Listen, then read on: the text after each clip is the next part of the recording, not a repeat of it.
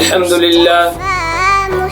لله وكفى والسلام على عباده الذين اصطفى اما بعد فاعوذ بالله من الشيطان الرجيم بسم الله الرحمن الرحيم الف لام ميم ذلك الكتاب لا ريب فيه هدى للمتقين الذين يؤمنون بالغيب ويقيمون الصلاة ومما رزقناهم ينفقون والذين يؤمنون بما أنزل إليك وما أنزل من قبلك وبالآخرة هم يوقنون۔ محترم ناظرین، آج کے ہمارے درس قرآن کا 7واں سبق ہے۔ پچھلے سبق میں ہم نے سورۃ بقرہ کا وجہ تسمیہ اور سورت کا خلاصہ ذکر کیا تھا۔ اب اس ویڈیو میں ہم سورۃ بقرہ کا لفظی ترجمہ اور ساتھ ہی ساتھ مشکل الفاظ کی تشریح اور مختصر تفسیر کریں گے۔ ناظرین، اس سورت کا آغاز اللہ جل جلالہ نے اپنے کلام سے کیا کہ یہ کلام قرآن کریم، یہ ایسا کلام، ایسا کتاب ہے جس میں کوئی شک و شبہ نہیں۔ الف لام میم حروف مقطعات میں سے ہیں، واللہ اعلم بمرادہ۔ ذالک الکتاب، یہ کتاب لا ریب فیہ، جس میں کوئی شک و شبہ نہیں، ہدن، ہدایت ہے، للمتقین، پرہیزگاروں کے لیے، الذین، وہ لوگ، یؤمنون بالغیب، جو ایمان لے آتے ہیں غیب پر، وَيُقِيمُونَ الصَّلَاةَ، اور نماز قائم کرتے ہیں، وَمِمَّا رَزَقْنَاهُمْ يُنْفِقُونَ، اور جو ہم نے ان کو دیا ہے ان میں سے خرچ کرتے ہیں، وَالَّذِينَ، اور وہ لوگ، یؤمنون، جو ایمان لے آتے ہیں، بما، ہر اس چیز پر، انزل الیک، جو نازل کیا گیا ہے تیری طرف، وما انزل، اور جو نازل کیا گیا ہے من قبلک، تجھ سے پہلے، وبالآخرۃ، اور آخرت پر، ہم یوقنون، یقین رکھتے ہیں۔ اب ان آیات کا مختصر تفسیر سن لیں۔ ذالک الکتاب، یہ کتاب، اس میں کوئی شک و شبہ نہیں۔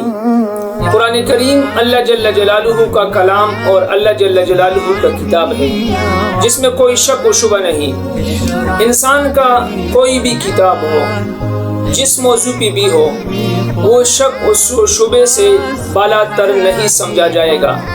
اس میں شک و شبہ ہو سکتا ہے کیونکہ وہ انسان کا لکھا ہوا کتاب ہے جس میں شک و شبے کے، آپ ایسا نہیں کہہ سکتے کہ شک و شبے سے بالا تر ہے، کیونکہ انسان کا علم وہ محدود ہے، اور جس کا علم محدود ہوتا ہے اس سے غلطی ہو سکتی ہے۔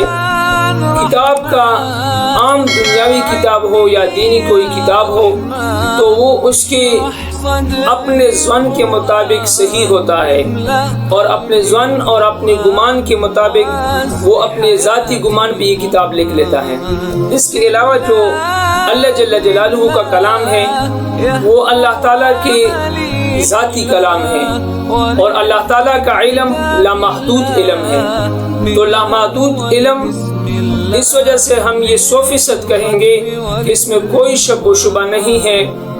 یہ اللہ تعالیٰ کا ایسا کتاب ہے جس میں کوئی شک و شبے کی گنجائش نہیں۔ ذالک الکتاب لا ریب فیہ ھدی للمتقین، ہدایت ہے للمتقین، پرہیزگاروں کے لیے، ان لوگوں کے لیے جو ڈرتے ہیں اللہ سے۔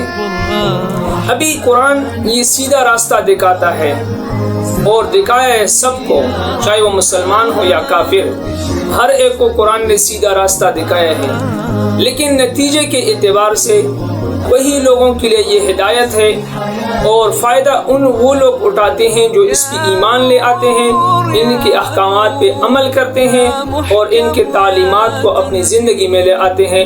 اس وجہ سے یہ قرآن ہدایت ہے متقین لوگوں کے لیے، پرہیزگاروں کے لیے۔ ابھی اس کے بعد اللہ تعالیٰ نے پرہیزگاروں اور متقین لوگوں کے 5 صفات بیان کی۔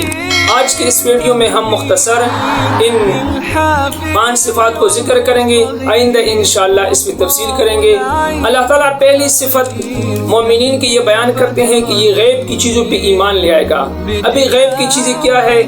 یعنی وہ چیزیں جو انسان کے آنکھوں سے چھپی ہوئی ہے، انسان کے آنکھ اس کو دیکھ نہیں سکتے، ہاتھ چھو نہیں سکتے، ناک سونگھ نہیں سکتے، انسان کی وہ چیزیں انسان سے چھپی ہوئی ہیں۔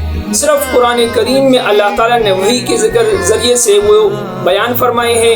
جناب نبی کریم صلی اللہ علیہ وسلم نے اپنے ارشادات میں ان چیزوں کا خبر دیا ہوا ہے۔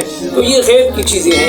مومنین کی پہلی صفت یہ ہوگی کہ غیب کی چیزوں پہ ایمان لے آئے گا، یعنی جنت پر، جہنم پر، اللہ تعالیٰ کی صفات پر ایمان لے آتے ہیں۔ اس کے ساتھ ساتھ نماز کو قائم کرتے ہیں، نماز قائم کرنا۔ اور تیسری صفت زکوٰۃ، صدقات، جو اللہ تعالیٰ نے ان کو مال دیا ہوا ہے ان میں صدقہ دے گا، زکوٰۃ دے گا۔ چوتھی صفت جو ہے کہ جناب نبی کریم صلی اللہ علیہ وسلم پہ جو قرآن نازل کیا گیا ہے اس پر بھی ان لوگوں کا ایمان ہوتا ہے، اور جو پیغمبر صلی اللہ علیہ وسلم سے پہلے جو کتاب انبیاء پہ نازل ہوئی ہے ان پر بھی ایمان لے آئے گا۔ اور ساتھ ہی ساتھ میں آخری صفت آخرت کے دن پر ایمان لائے گا کہ اللہ تعالیٰ اس دنیا کو ختم کرنے کے بعد ہم سے آخرت میں ہم ان کے حضور حاضر ہوں گے اور اللہ تعالیٰ کو ہم ہر چیز کا حساب دیں گے۔ یہ دنیا ایسی نہیں ہے کہ ہم اس دنیا میں جو بھی کچھ کرے اس سے کوئی پوچھ گچھ کرنے والا نہیں ہے، بلکہ اللہ تعالیٰ نے ایک دن مقرر کیا ہے جس میں سب انسانوں سے پوچھا جائے گا۔